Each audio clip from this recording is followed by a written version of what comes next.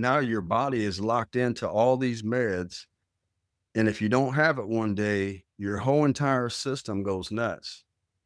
Pre-Ibogaine, I didn't want to live, but post-Ibogaine, there's freedom. I'm just going to be flat out honest now. Our veterans, our war fighters shouldn't come home and be collateral damage from the same very wars that we stood up to protect and defend our nation. There never has been a solution until now. And what's great about this solution, it's a plant.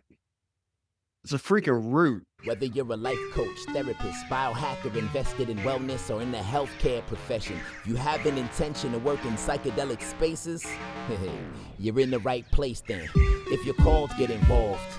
But first, get informed. Let's talk the 4 N's: intake, intention, in-space integration, leading to deeper transformations. Psychedelic Coach Podcast, Talk Cole. Walk you through the process, it's all possible. Leave space for the follow through. Most importantly, integration is not optional.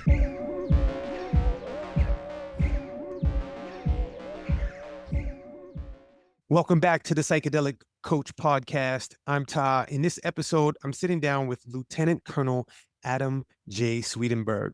He's a decorated U.S. Army veteran whose 22 years of service took him through some of the most intense theaters of combat, from Iraq to Afghanistan and the Horn of Africa. Adam's military resume is extensive beyond compare, from battery commander to deputy commanding officer of the 82nd Airborne Division Artillery. He earned numerous awards for valor, leadership, and service, including 2 Bronze Stars and a Combat Action Badge. But what makes this conversation different is not just his rank or his resume. It's his courage to step into a battlefield that is the inner journey of healing. And after years of carrying the weight of combat trauma, Adam became a client at the Transcend Ibogaine Clinic, where his life took a radically different turn. Today, he's here to share raw, real, and revolutionary experience with Ibogaine and what led him there, what happened in the medicine, and how it's reshaped his relationship with life, self, and family. So I'm ready to go. Let's dive in. Peace, Adam. Thanks for being here, family. How are you today, man? Yes, sir. Doing great, man. Listen, a lot of stuff has changed since Ibogaine. It's hitting the media, and I've had the opportunity to experience it personally. And man, I'm on board, and I'm here just to tell the story. Yeah, man. So from your perspective, can you just explain to people what Ibogaine is? For me, you really have to go back to the beginning to really understand PTSD and how it works. It's not just a stigma out there, but you have to understand that if the brain is a physical organ and it gets damaged through trauma or TBIs, I've had 3 TBIs, you can relate it to everything being organized. Pre-combat, everything was organized. Our baseline of our soul, our mind, will, and emotions, the baseline was normal across America, you could say. But then as you go into combat and things become damaged, your baseline is so far below everybody else that no matter what they do for us, all the pills they throw at us, or the counseling sessions, if you sit in a room with 10 veterans who are pissed off, you just come out with 11 pissed off veterans. And I've done that for 20 plus years and nothing's ever worked. But you really have to go back to the beginning to 9/11. I think that's where it started for us. We've been in 2 decades of war now. Yeah. Yeah, I think we're maybe closing off, but there's always wars and rumors of wars and stuff's coming. But you have to go to 9/11 where it changed everything. It changed the way that we thought as war fighters. It changed our training. It changed our attitudes. It changed our discipline. Everything became real quick on 9/11. So can you paint a picture of what your life looked like before you stepped into the Ibogaine experience? Like Yeah. post-war, post-military, and before you stepped into the Ibogaine experience, what was your life like? All right. Granted, I retired in 2018, Ty. For those 7 years that I stepped outside of uniform, they're the most confusing years of your life. And this is why, because you start to hear stuff, and through PTSD, you start to hear things, and those things become a reality in your life. Whether you call it guilt, remorse, the anxiety, the depression, the isolation, the nightmares, all these are real facts of PTSD. Now, when I found out about Ibogaine, I found out it from my cousin, Stephanie. But where I was at in my life, listen, I was hiding alcohol in every place imaginable. And I know I'm reading every veteran's email too. I was hiding alcohol in every place imaginable. I would cry at night. I would try to pray at night. Everything was isolated. Listen, I lost so many relationships. I just ruined relationships. But when you're in it, you don't know it. You don't understand it. You're just trying to survive. Everything's out of necessity. So about a year ago is when I really got to the worst. And man, I was ready to check out 100%. I have a disabled grandson, special needs. He's 10 years old now. He can't talk. He's still in Pampers. He was born on fentanyl. I adopted him. So I have him in my life as well. So all this is transpiring. But even with that, bro, listen, I was ready to check out of here. It would have been easier for me to kill myself and have my affairs in order than to stay here with no solution. Because man, it's your life, the isolation, the depression, and then the pills. And God forbid if you miss pills 1 or 2 days, forget it. You're here, then you're there. And PTSD is like hurricane, man. It's a hurricane to the mind. So that's where I was at. And then out of the blue, my cousin Stephanie, she had reached out to me on a text. And listen, I hadn't talked to anybody for a long time. No family, nothing. She reached out to me on a text and she sent me this link, and all I seen was that Joe Rogan podcast. And her text was like, check this out, we're gonna do it. And that's all it said. I clicked on the Joe Rogan podcast and I seen Brian Hubbard and Rick Perry talking, and man, I'm telling you, I was at the point, here's the truth of my life. I was at the point where I would try anything. You didn't really have to convince me. To this day, I still haven't listened to the entire podcast. I think I heard the first 15 or 20 minutes. I got into the point where Brian Hubbard started talking, and then I just knew there was nothing else. And here's the struggle about it. 2 points. Since we got time. So I text my cousin back and I just told her, yes, let's do it. That's all I said. Let's do it. She set up and this is very important, bro. She set up a GoFundMe to raise $12,000. That would cover our plane tickets down there, plus the fee for Ibogaine and the 7-day stay. And she threw that up there, and I'm thinking to myself, there's no way. But bro, in less than 1 week, all $12,000 was raised from friends, family, strangers, people like yourself who wanted to see a veteran get better. And I can take this opportunity now to say extremely thank you. I can't even thank you enough for that. But what that did was that allowed me to see, even when I was at my lowest, and that's what PTSD does to people. It gets you to your lowest. And I don't think it's trauma. It doesn't necessarily have to be combat trauma. A lot of first responders deal with it. Yeah. But once you get to that point, what else you gonna do? The dreams, man, the nightmares. I lived with nightmares, and every single nightmare, and I'm telling you, every combat veteran knows what I'm talking about. Every single nightmare, every night was either kill or be killed. Kill or be killed. And it didn't matter. It could be just a dream of walking to McDonald's and here comes a talent, just crazy stuff. But every dream was the same. It got to the point I got holes in my walls. I had to move my mattress away from the walls in the middle of my room, just like other veterans do. My grandson, who has seizures, I had to take him out of the bed. And then when I made the final decision, I think I was taking 14 pills at a time. And that was just what was prescribed. No veteran ever does what the doc says, man. You can't sleep. For years, I only slept 2, 3, 4 hours a night. I would take 500 milligrams of trazodone just to sleep those 2 hours. But those 2 hours seemed like it was better, even if I had the nightmares, than just staying awake for days. And it's being real transparent, but that's really what we deal with. And What was that like in your body? What did your body feel like when you were laying in your bed and you had a nightmare and you woke up?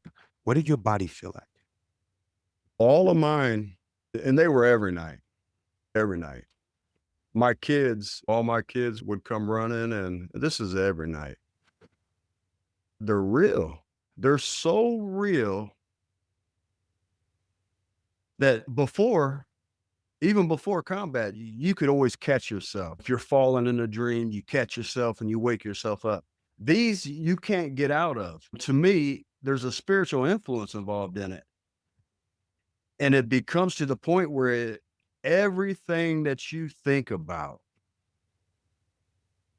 everything that comes through your mind, you have to figure out, is it really you? And the reason I brought up saying thank you to everybody for that, for the GoFundMe is, and I said it was important, and this is the reason why, because man, if I just had somebody to tell me that everything would be all right, man, and it had to be a combat veteran. It had to be somebody, it had to be a peer. It couldn't be a counselor from the VA. It couldn't be a psychiatrist. It couldn't be somebody that hadn't been, and not just through what we've been through, but it had to be somebody from our era. If they would have just grabbed me and told me, like I told my paratroopers, you fall down, you get up. You have something to live for. You got a purpose in life. And just because you took off the uniform, that uniform doesn't define you. And if somebody would have told me to go back to the good times, go back to when we were training hard, and the camaraderie and the esprit de corps and the discipline that took place, because all that was the drum beat that we marched to. It was the cadence. Every organization has one. The majority of my time just happened to be in the 82nd Airborne Division. And we pride ourselves on certain things, but our culture, one of the things in our culture is cadence. And you learn to live your life according to this cadence. This right here, with PTSD, this doesn't mean anything anymore, right? It's an acronym. It's the Army acronym, leadership. This used to be what governed us, bro. For the people who aren't watching, the people who are listening, what does it say on there? So the acronym is leadership, LDRSHIP. It's loyalty, discipline, respect, selfless service, honor, integrity, and personal courage.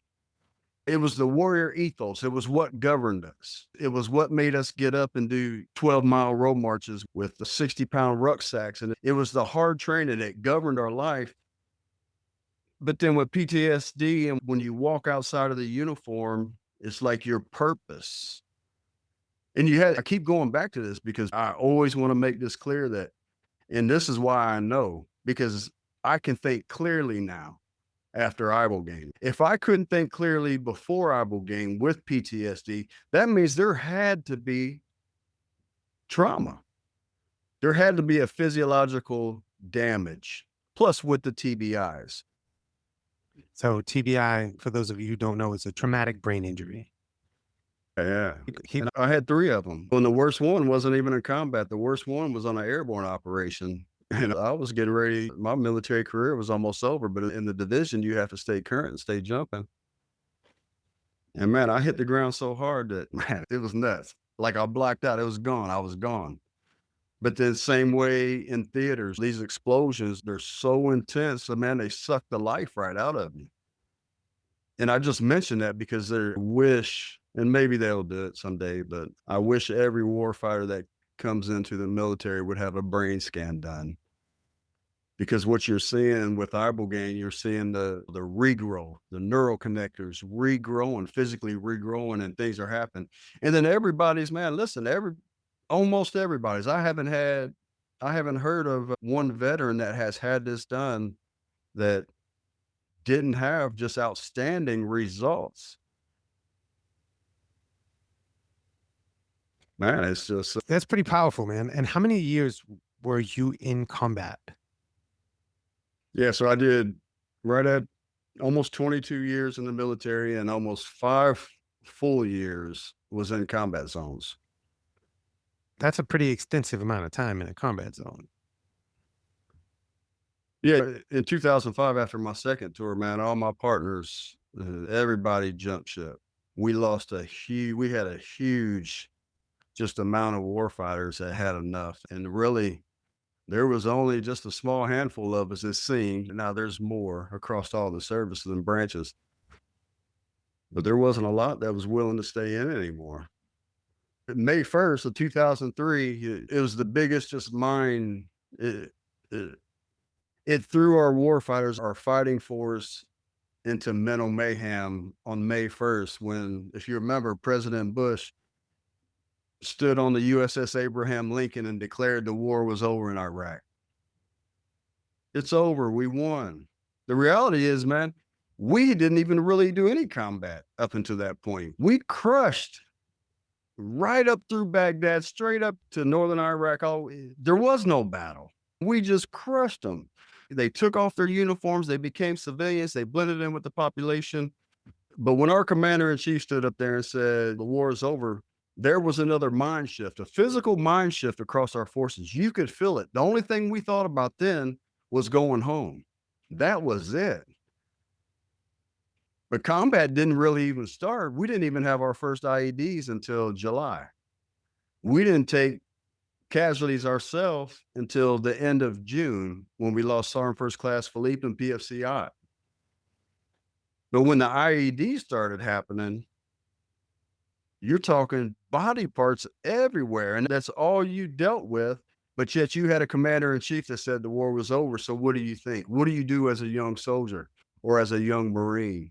Are you going home? Are you fighting? And then here's another layer of complexity. We trained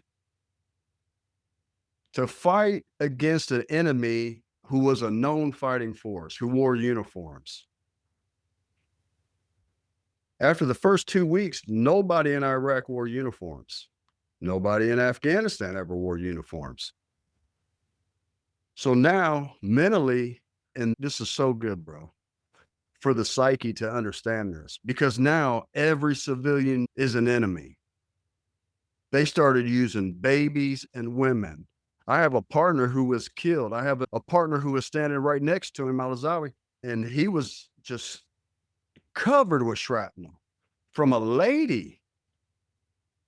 And so the psyche, all these things, this trauma starts really coming on you, and it starts to affect you. So when you come home, as long as you're in uniform, you're good. You got everybody. It's no issue. You take your uniform off and you retire, man, you got a handful of paratroopers and partners and friends, and nobody can help nobody. Everybody's going through the same crap. Yeah. And then when you see civilians here, how do you know that's not the enemy? I've shot at people twice. I had the hardest thing that I've ever had to do was to be able to accept people who wear The hijab. yeah, the hijabs and dress. And here in Tampa, I'm in Tampa, Florida. We have a huge population of them, but to be around, and it's not just me, bro. I'm talking for everybody. Everybody's the same. We're all the same. Who do you trust? Who don't you trust? But it took me years, bro, years to even be in a room with somebody like that. I just didn't trust them. You couldn't trust anybody at that point. And it's not being prejudiced, or it's a result of combat.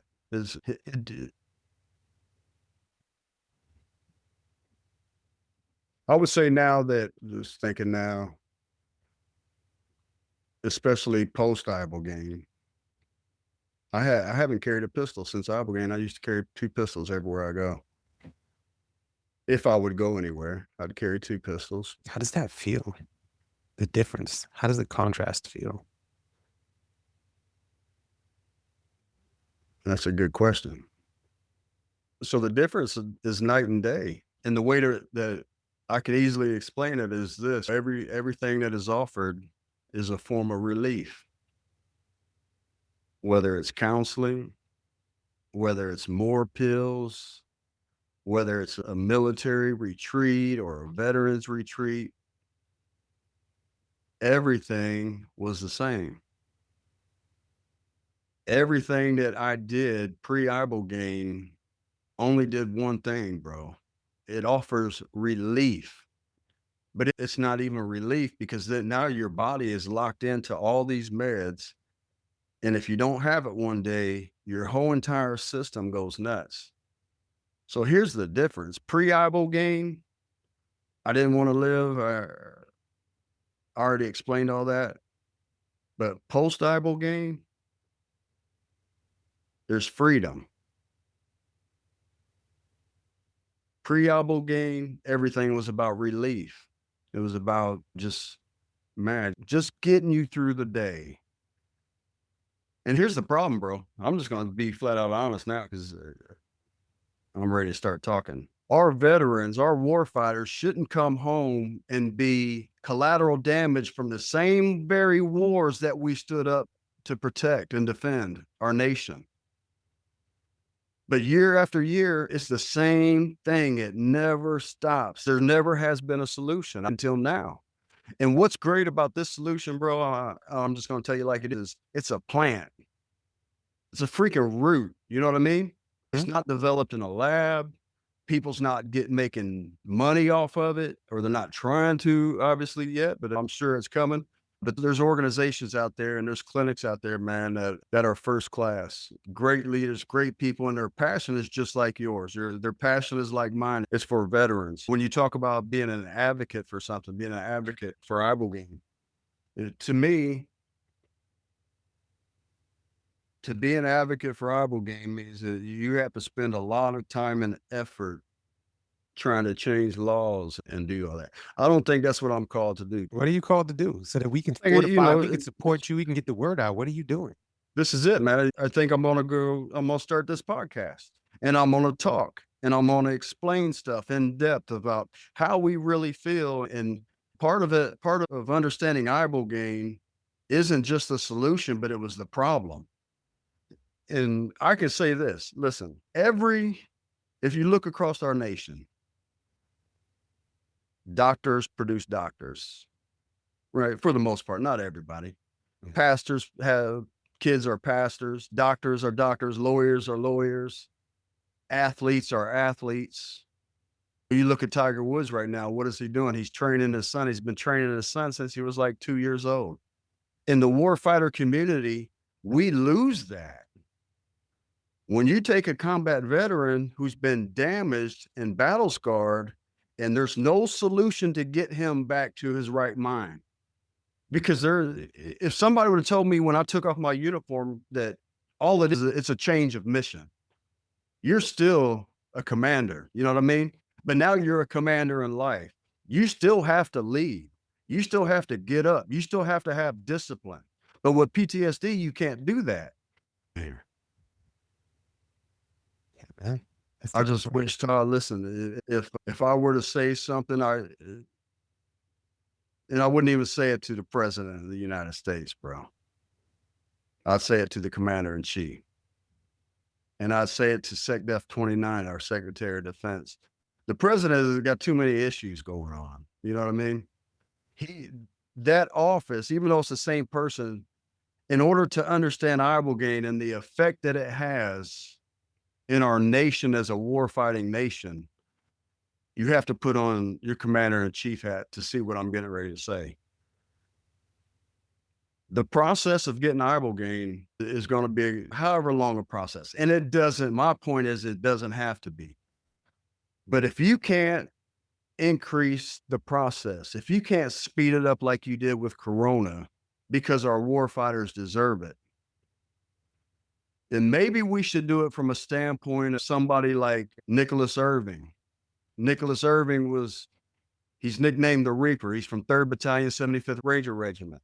He's got a book out. The guy is so decorated. He was a sniper, 33 confirmed kills. And his story is out there. And his story will captivate you. There's probably going to be a movie on him. But here's something that really caught my attention when I read the story, Ty. It wasn't the fact that what he did while he was in uniform that made me stop and say, man, Nicholas was trained. It was the fact that he had 2 parents. Both were soldiers. He didn't learn discipline and esprit de corps at basic training. He learned it as a toddler. His parents was instilling that into him. And we're losing that opportunity to really have so many Nick Irvings because there isn't a solution for PTSD. And so because there isn't a solution, man, our children don't want to be like us. Our children don't want to be alcoholics. Our children don't want to see holes in walls. Our children just don't want to be like us. They were so proud of us, bro. So proud of us. And then we turn to this, man. How do you turn to this? How do you go from a man of valor and a man of faith to nightmares and just believing that you don't have a purpose in life? There's nothing going on. Your family's broken. And really, there's no future. And if somebody would tell me, bro, it's just a change of mission. And that's what I want to tell everybody, man. It's a change of mission. You still have everything inside of you. That cadence that we used to march to, bro. We used to live to it. When I was young, I always wanted to be in the 82nd Airborne, knees in the breeze. It was the cadence of life, man. It was what marched us. And everything up until I did Ibogaine, and I'll get into that right now here in a second. But up until that point where I did Ibogaine, I think my life was a dime a dozen. There's hundreds of thousands of war fighters out there across every service. There's hundreds of thousands of first responders who were prior service. I had a guy 2 weeks ago, he's an Oklahoma State highway patrolman, reached out to me. I have people reached out to me, Ty, and up until now, I've never had an answer. All it is the blind leading the blind. I can tell you about faith and I can tell you about PTSD, but I couldn't tell you an answer. Now, let's talk about my experience. Wait, that's not what's been going on here this whole time. Man, you got such a rich story, fam. I could talk to you about this for hours. I'm fascinated by all this. And I've had conversations with veteran after veteran, and things fall into very similar places, man. Like you were saying, everybody's going through this dynamic.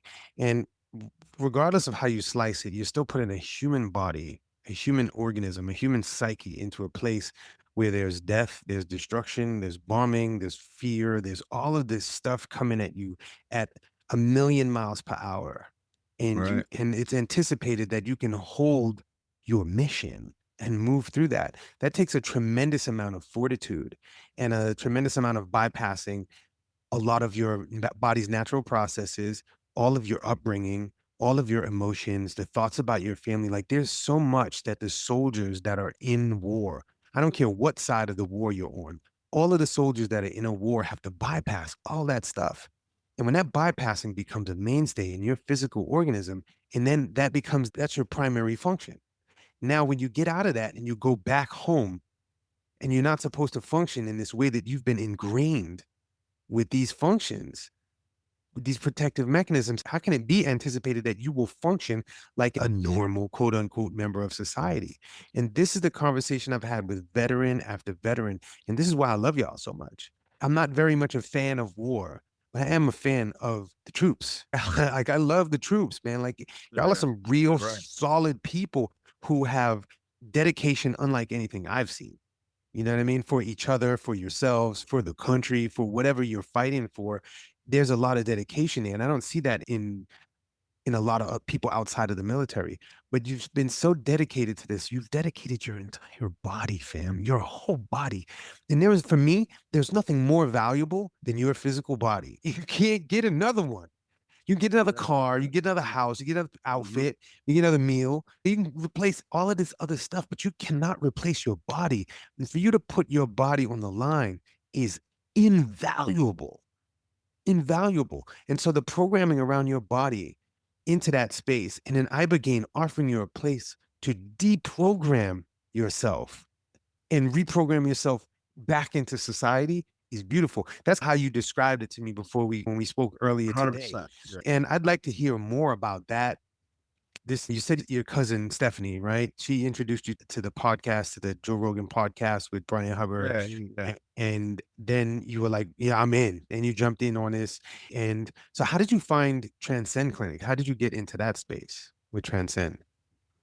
Yes. So two things that were happening simultaneously. She had did the GoFundMe, and then she was also looking at clinic websites from Cancun. And she did. She put in some legwork, bro. She was so invested in this. And just side note, I think every warfighter has somebody that's that invested in them if you just listen to them.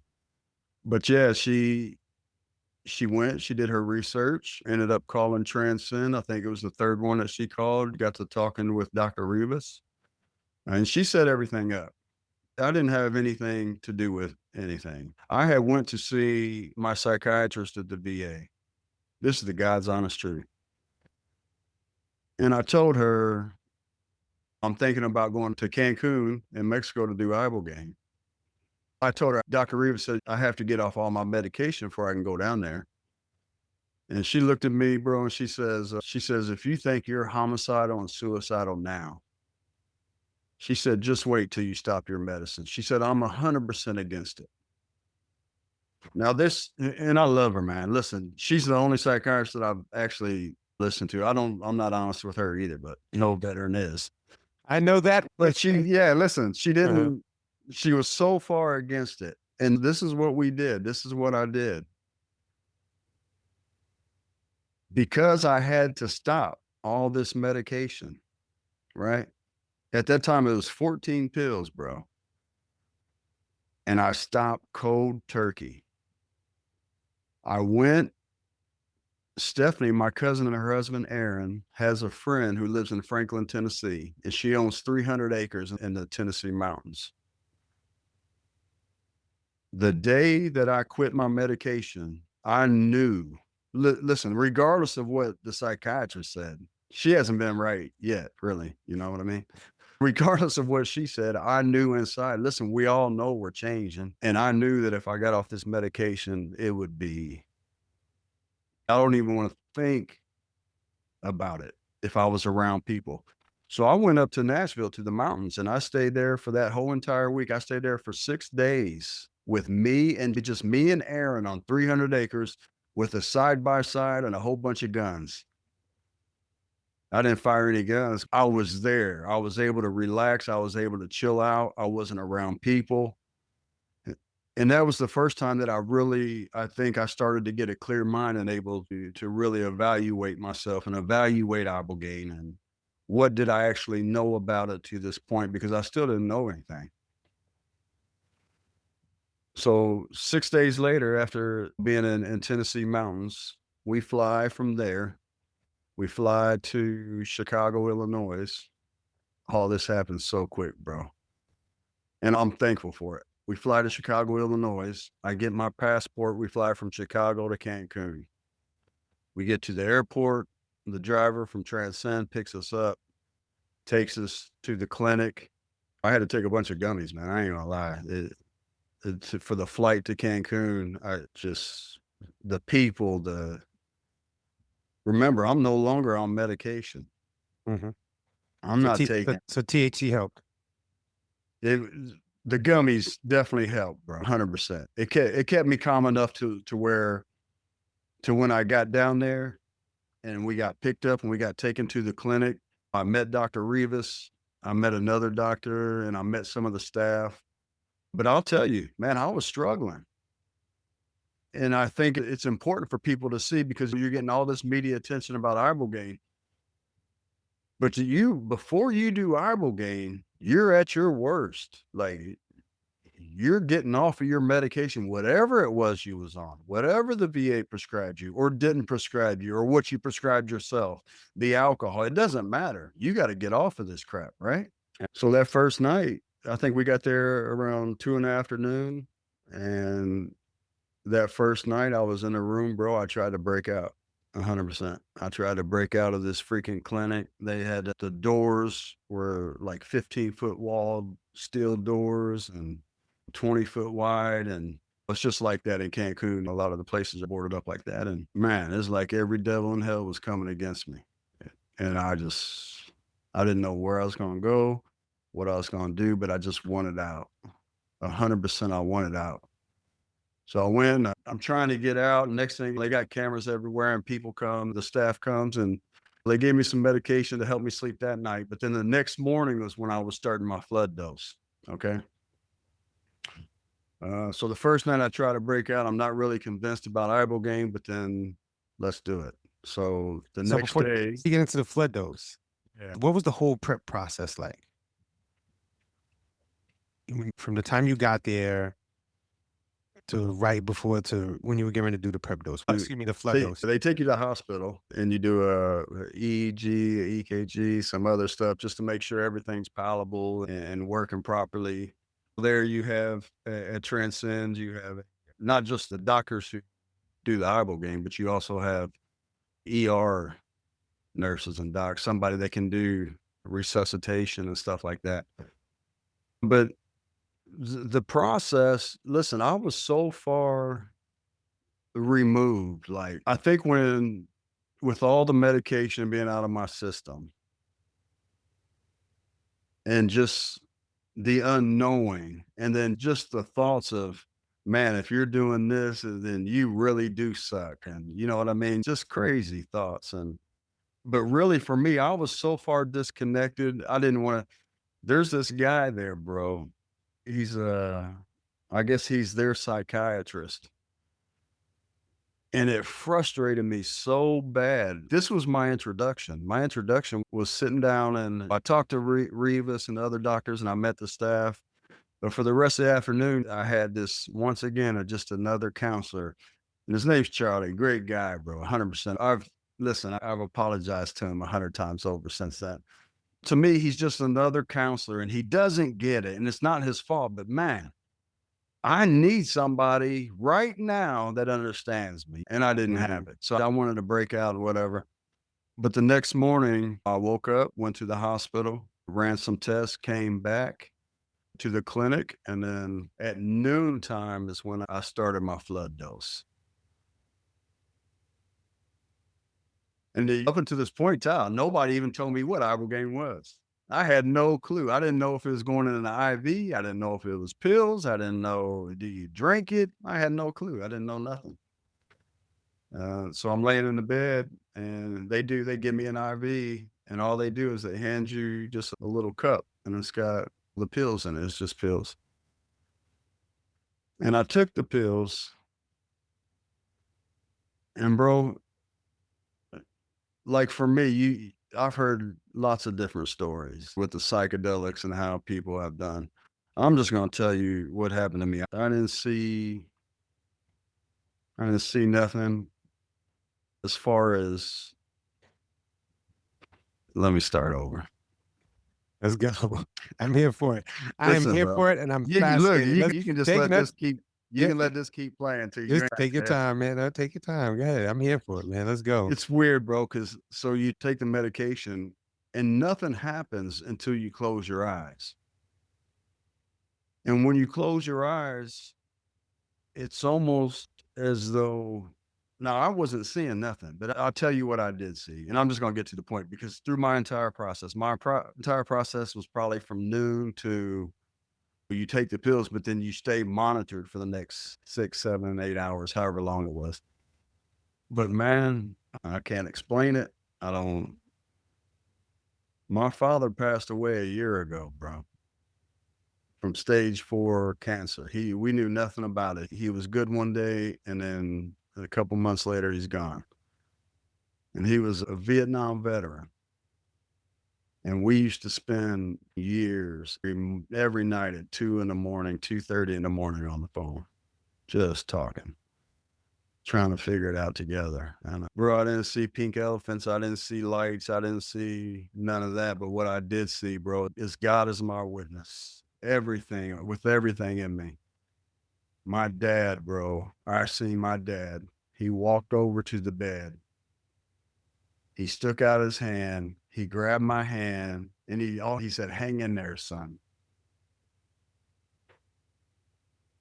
I opened my eyes.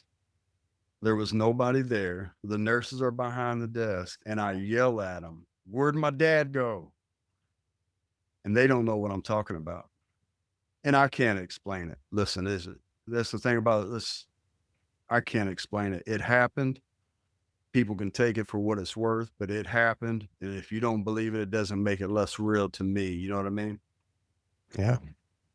Next thing I know, I never really slept. That was the only thing that happened to me, Ty. Everything else was normal to me. And I guess it was around 6 or 7 at night and I'm awake. I'm looking at the nurses and I asked them, now what? You know what I mean? Didn't feel nothing, didn't feel no change, no nothing, or that I could perceive anyhow. You know what I mean? Yeah. So I asked them, they said, they had a smoothie, a orange, little small orange smoothie. They said, if you can drink this, we'll take you back to the room. So I said, well, give it to me. And I took the smoothie, and it's weird, man, because the physical effect of Ibogaine you don't feel nothing until you try to sit up and walk. And when you try to sit up and walk or stand, your equilibrium is gone. And it's at that point where you realize something's happening. You don't know what it is. And the minute we got back to my room, Ty, the minute I got back to my room and got back in the bed and laid down, it stopped again. You're just like we are right now. And even during the process of Ibogaine, if I open my eyes, it's just like we are right now. There is nothing going on outside of what you perceive outside. You open your eyes and you're in regular life. You know what I mean? Yeah. But that next morning, bro, so that night they took me back to the room and I just fell asleep. I do remember I woke up one time and I got sick and it was just dry heaves. And then I made it back to the bed. Everything was fine. But that next morning, bro, I'm telling you, the next morning I woke up and I'm laying in the bed and there's no thoughts, bro. There's no thoughts coming through my mind. This is crazy. There's no thoughts. There's no negativity. There's no, what are you doing? Or your career sucked. There was no weapons of mass destruction in Iraq, and there was no Afghanistan's right back. Everything that I kept saying that I used to hate for my career. Why did we have to bury all our partners when the countries are still trash? You know what I mean? But now there's no thoughts, bro. Everything is just functioning. It's like your mind is processing stuff differently. It's so hard to explain. How did So I that sat feel in there, your body? man. It's nighttime to daytime. And really, I don't think that my body really took a lot of change but right here, bro, every single thing that was out of order. And I wish that I had got a brain scan prior, because I believe you would see physical change. You see it in other brain scans from people who take Ibogaine. But that morning, and it's been that way ever since, Ty. It's ever since that morning that I woke up 24 hours after the flood dose. Bro, not one nightmare. Listen, this is the God's honest truth. I'm not exaggerating. I'm not getting paid by anybody. My only goal in life now is to get the word out about Ibogaine. I haven't had one nightmare since I took it in the beginning of March. I haven't had 0 pills, bro. None. Nothing at all. Last month, I had an appointment with my psychiatrist, doc. Check this out. And she looks at me, she says, "So you look like you're doing well." I told her, I said, I'm back from Cancun. I went and did the Ibogaine. And she paused, bro, and she just sat there. And there was another lady that was in there who was doing a follow along or whatever. She's taking all these notes, and the psychiatrist, she's just staring at me, and she says, "Sir, what can I do? What can I do for you now? Like, why are you here?" And bro, I looked at her in the eyes, Ty, and I said, "Nothing. Doc, I told her nothing. You can't do nothing for me anymore." And she says, "Should I keep you on the schedule?" I said, "Yeah, keep me on the schedule. Listen, I'm not stupid. You know what I mean?" I said, "Keep me on the schedule." She said, "What about your pills?" I said, "I haven't taken any pills in 3 months, kid. Come on, man. I haven't taken anything. No depression, no anxiety, no sleeping pills. no alcohol, nothing, bro. And she just says, what can I do for you now? Nothing. You can't do nothing for me. You can let me go.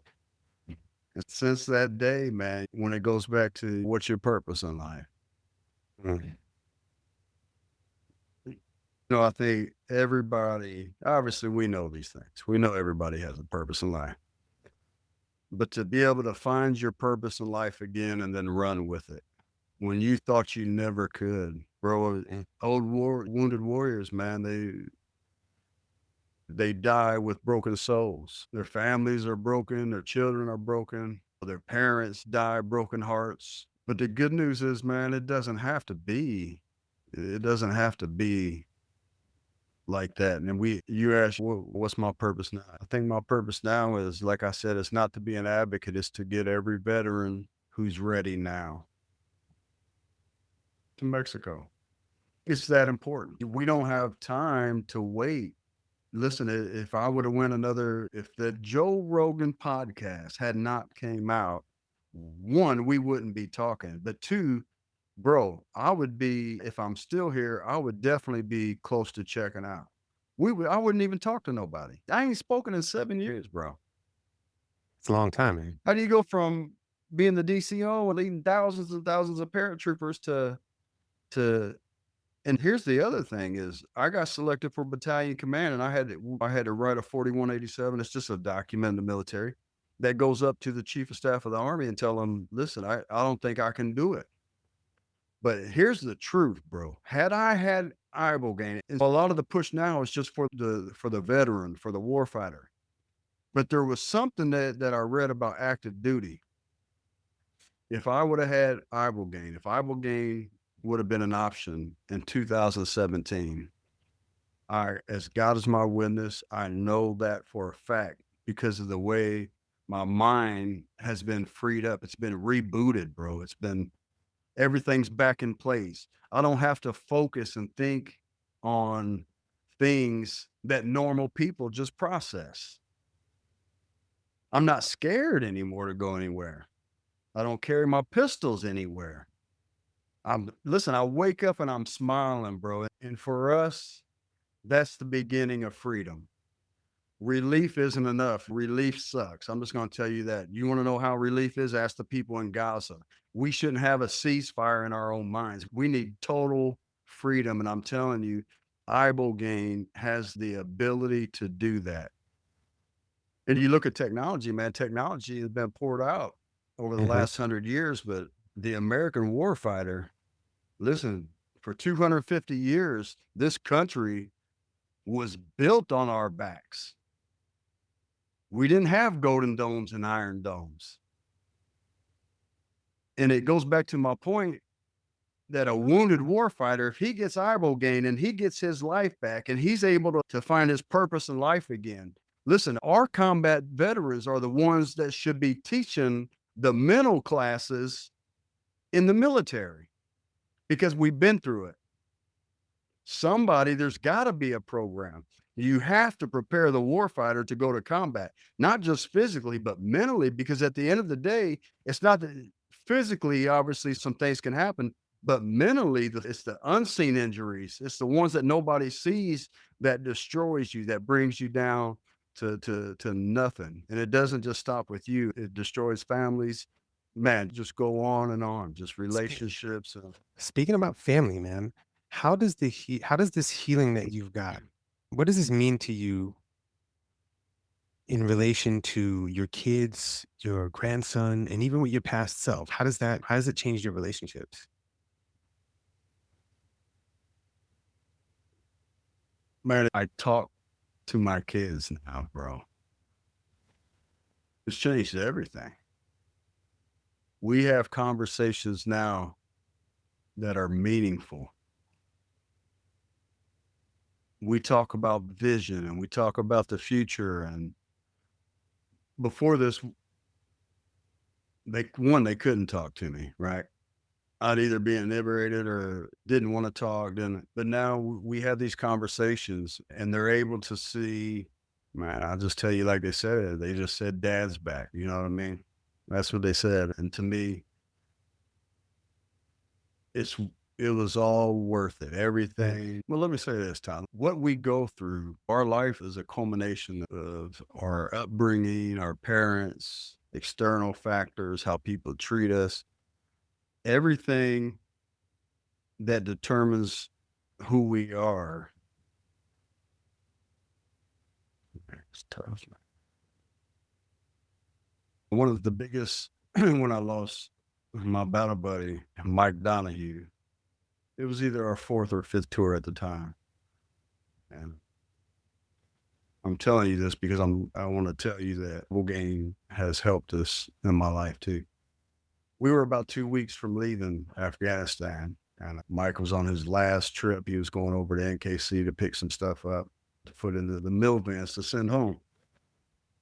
And yeah, we had chow that morning, and he took off with the convoy, and it was about 15 minutes later, the biggest explosion, bro. It rocked the whole city of Kabul. And instantly, I just knew.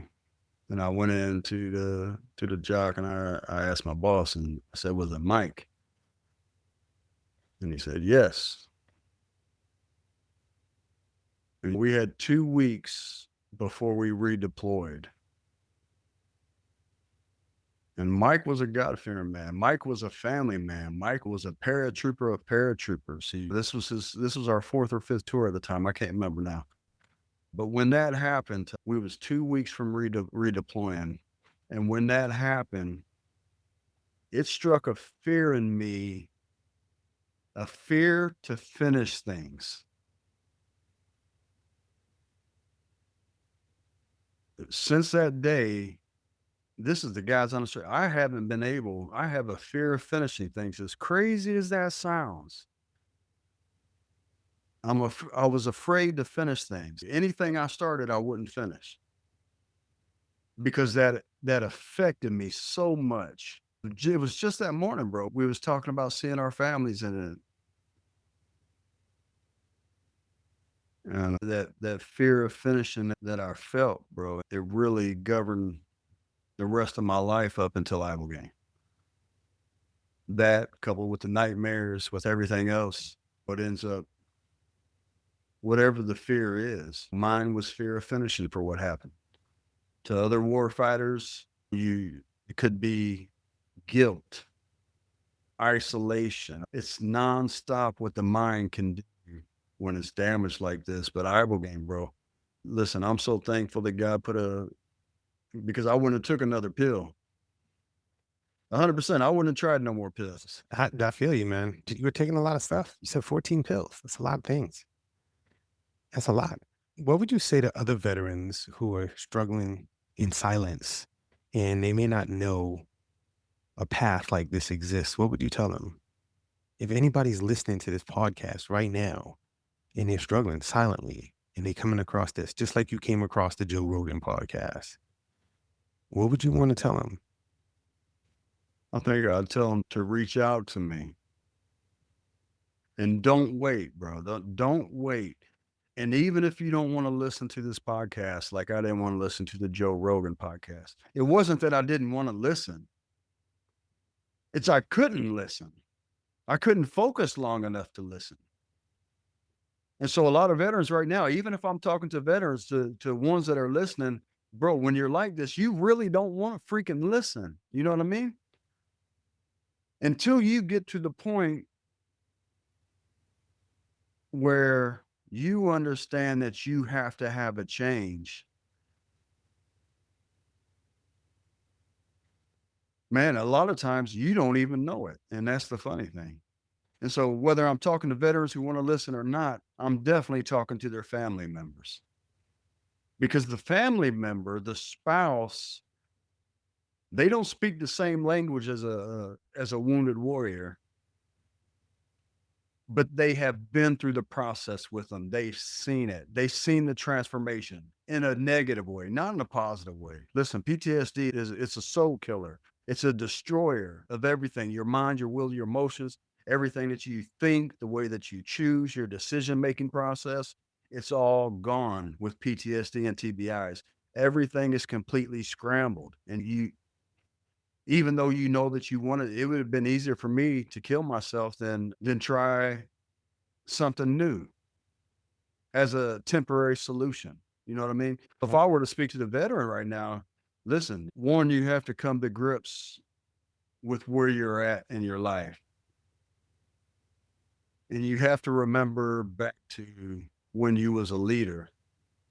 And if you can't do that, if you can't make those decisions with yourself, man, get this podcast to family members, get it to people who care.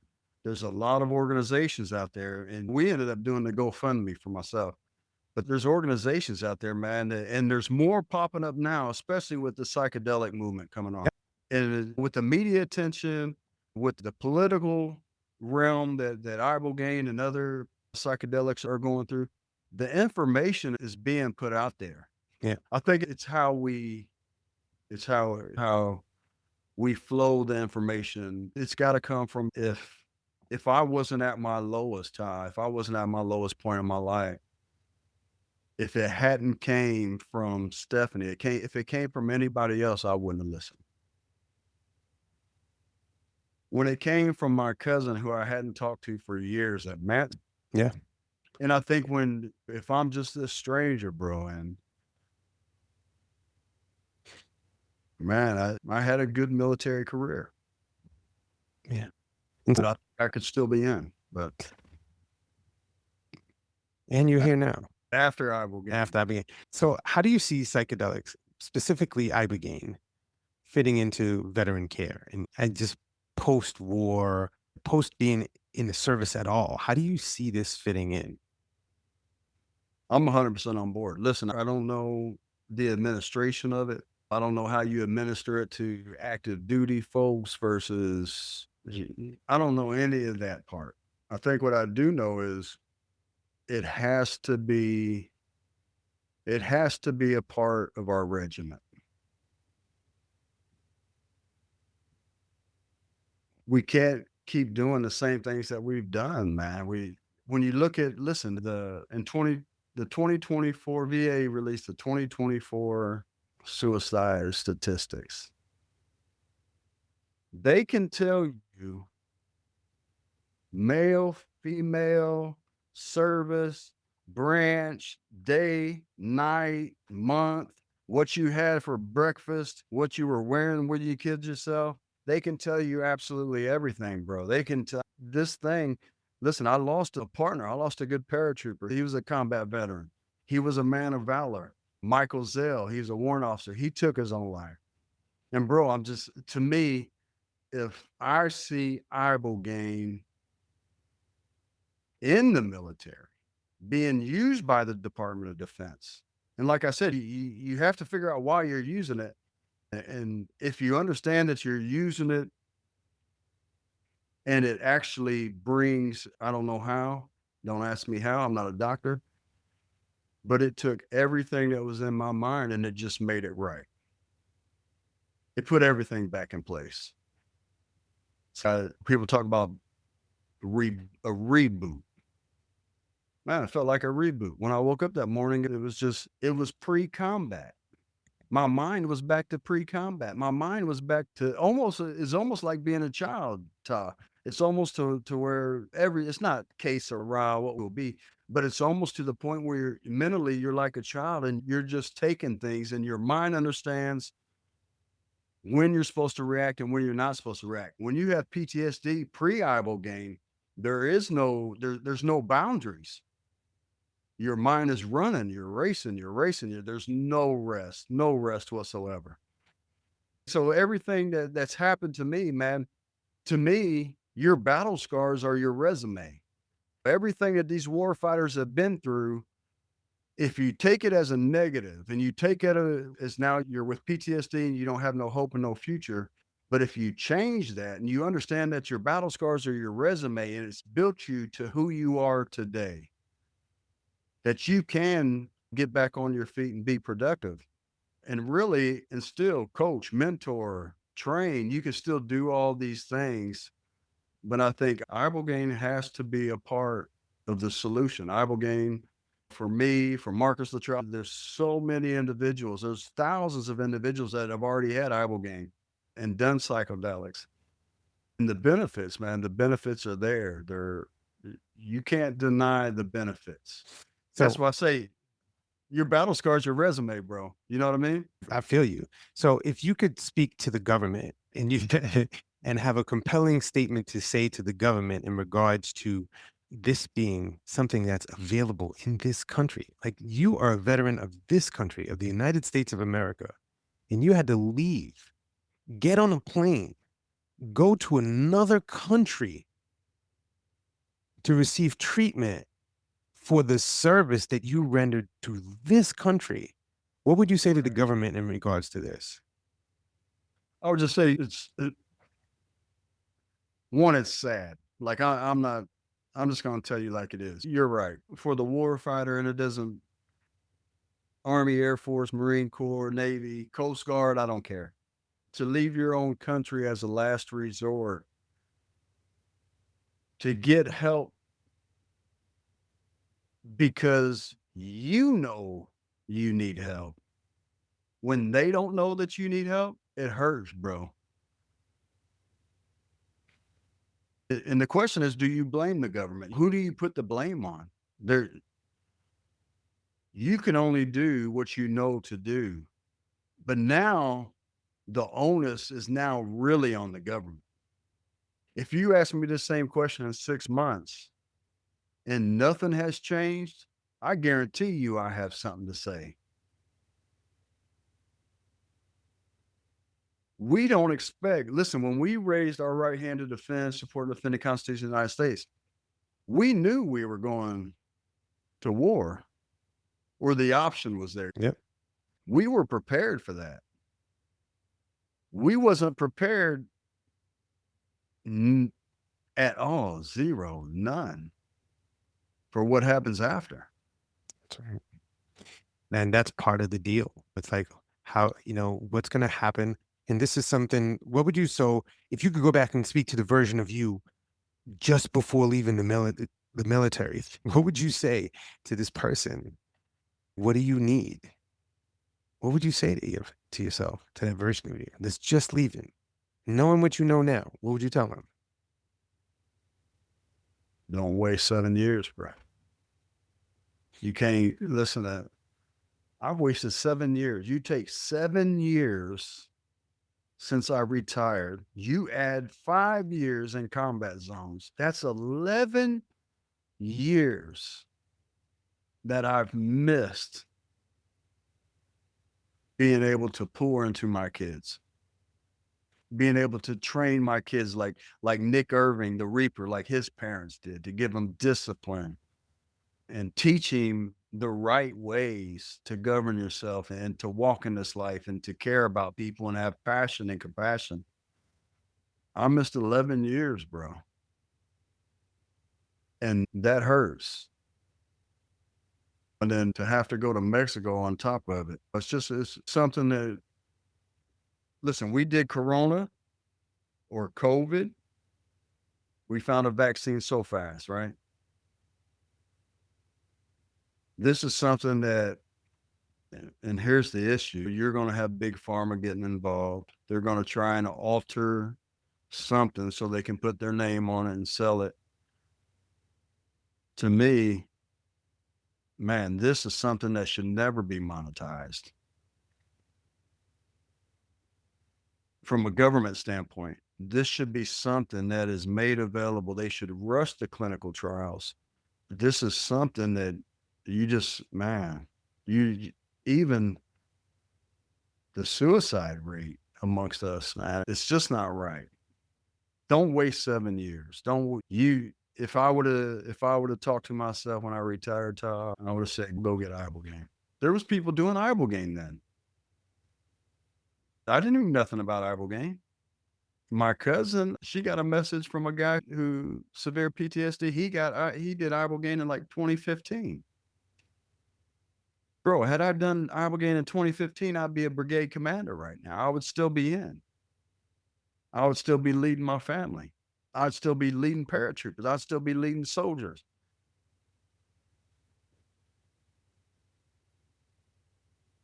But you have to have a solution. I think Ibogaine, man, Ibogaine is that solution. And how do you govern it right now? I'm not the one to ask that question. Yeah. But what I do know is, man, if you give me 5, 6 days of your time down at Transcend, and you'll come out a new person, 100%. Mm. You will come out a new person. If it worked for me and it's worked for others, it's there, bro. I haven't, like I said, no nightmares, no pills. I smile, I laugh, I have a good time. I take my kids out. Life is good. Life has changed. Life is back. Now you got a purpose. And so my goal now, I'm not going to wait for it to get to America. That's not my purpose in life. Thank you for the work that you're doing, fam. Thank you for what you're embarking upon. Thank you for everything that you've experienced in your life before this, before the Ibogaine, before the war, before all the things. Thank you for everything you've experienced in your life to get you to this moment, to be able to have this conversation and to be able to support the people that you're going to support moving forward into a new space. Thank you for your service, family. Thank you for your service to this country. Thank you for your service to the people of this country. Thank you for your service to your family. Thank you for your service to me. I appreciate you, family. What's next for you now that this chapter of healing has opened up for you? What's next? I think for me is to get the word out. I want to team up with one of the clinics, and I'm on a team up with Transcend. I've talked to Jason and Jordan and Revis, and man, the passion that they have for veterans, and there's a lot of clinics out there, bro. And I don't know all of them. I'm not going to speak on any of them, but the one that I do know, my whole career, I've learned to judge leaders and character. And these guys that Transcend, they care about the veteran. And so I think what's in it for me is, man, I'm going to make them pay for me a flight down there every time I get a veteran to come down. I want to be there with them, man. Listen, it's that important. It's that important for somebody who speaks the same language, even though the language is broken and we don't even understand it ourselves. If both of us can bump heads and walk through this together, one produces another. And now we're having positive productivity versus when we kill somebody in Iraqi or a Taliban, you kill one of them, you make 4 more. It's time for us as wounded warfighters to get back on our track, and we start developing the next generation of warfighters. And I think that's what comes out of Ibogaine. You get your life back, bro. It's not just your life, but you walk back in that cadence that you remembered from basic training in AIT. And if you remember, when we first started marching, nobody knew how to march, bro. Everybody had 2 left feet or 2 right feet. Nobody knew how to march. But it was a cadence that got to a point, and then once you get to your organization, the more that you marched and the more that you learned how to march, you didn't even have to sing cadence no more. Everything was just flowing. And that's what Ibogaine gets you back to. Ibogaine gets you back to a point where you can just flow in life and you can do what you're called to do. And so if I just want to open it up, if reach out to Transcend, you can contact me, get in contact with me. And how do people do that? How do people find you? That's a good question, bro. Are you on social media? How do they get in contact? Yeah. So you see Battle Scars? Yep. I don't know if you want to put this on there or not, but yeah, I'm starting a podcast, bro. I'm starting a podcast, Battle Scars Studio. Okay. I was waiting. This is the guy's honest truth, Ty. I was waiting till I had this podcast with you to launch it. Oh, here we go, man. Put the pedal to the metal. Let's go. Yes. You're the paratrooper, bro. Let's go. Let's jump. You got your parachute on. Let's jump, man. So Battle Scars Studio. Okay. Yeah. Battle Scars Studio. And really, it's a lot like this. I'm going to get more in depth and be more concise. We just shot this from the hip, you and I. And I've really never had time to really put my thoughts into words. And now you do. But I think this is a good start. Awesome. And I'm there, man. I'm there for the warfighter, bro. All day long. That's it. I'm there for him. There's plenty of them. So thank you for your service in the service and outside of the service. And so do you have social media? Is there anything that you want people to reach out to you on, or is that something that we can post later on as you get that together? Yeah. So everything's set. I just haven't launched anything yet. So what you will see is if you just go to Battle Scar Studio, YouTube, it'll be on Spotify, it'll be on just like you do yours. Okay. It'll start So hitting. all podcast outlets, YouTube. Yeah. Perfect. Going through Riverview and Podbean and got cameras and lights, man. I'm excited. Perfect. Listen, man. I've been shut up, man. And here's what's so funny about it is I'm not any different. All of us are the same. We all have something to say. And when you talk about bringing change to a government, man, if you get all of us veterans together, bro, and we go through Ibogaine, there's going to be some change. There has to be change. Oh. It's what Ibogaine does to us as humans, not just war fighters, but as humans, bro. We get our life back. And that you can't put money on that. Yeah, man, you definitely can. I have one of my students at the Condor Approach. His name is Anwar L, and he does a lot with vets, and a lot of his work is around psychedelics and vets. Now he doesn't work with Ibogaine; he works with other things, but he works with combat veterans, and he's an amazing person. I'd love to patch you in with him, and would love to have you come out to Condor Approach. And if you feel like speaking on what's been going on with you and how Ibogaine has affected you and how you've integrated things, I'd love to have you come out. Is there anything that you'd like to leave the listeners, the viewers with? Anything that is coming from your heart that you really wish that everybody that's listening and watching could take away from this conversation? The lesson that I learned the hardest, bro, is life is a vapor, bro. Life is a vapor. It's here one minute and gone the next. And all you have is that little dash between you're being born and you're leaving this planet to make a difference. And when you talk about leaving legacies and leaving an inheritance for your family, if you don't see yourself doing that right now, and you don't see no way out because of trauma and TBIs, don't waste time. Don't waste 7 years. Don't waste 5 years. Don't waste 3 years. Don't waste any more time. Do your research. Find people that have done it. Listen to coaches. But man, life is a vapor. And every minute that you lose, you don't get back. And I know. And that's even with Ibogaine. But still, it's not a regret, but it still hurts to know that I've lost that much time. And you don't have to. You don't have to lose that much time. You can get your life back. And that's what I would say. Thank you so much. What a way to wrap it. Life is a vapor. Adam Swedenburg. I'm just Lieutenant Colonel Adam J. Swedenburg, I should say. It's been an honor. It's been a privilege. It's been a learning experience. I've got a lot of perspective. Again, I could talk to you for hours about this. Maybe we'll have you come back at a later time. Sure. And Battle Scars Studio, check it out on YouTube, all the podcast outlets. I'm going to have, at some point, we'll have all the links in the show notes. I'm looking forward to seeing what you do. Thank you to Transcend Clinic for patching us together and for serving you. And I'm looking forward to more in the future. Be easy, y'all. Be free. Thank you for joining us on the Psychedelic Coach podcast. And remember, integration is not optional.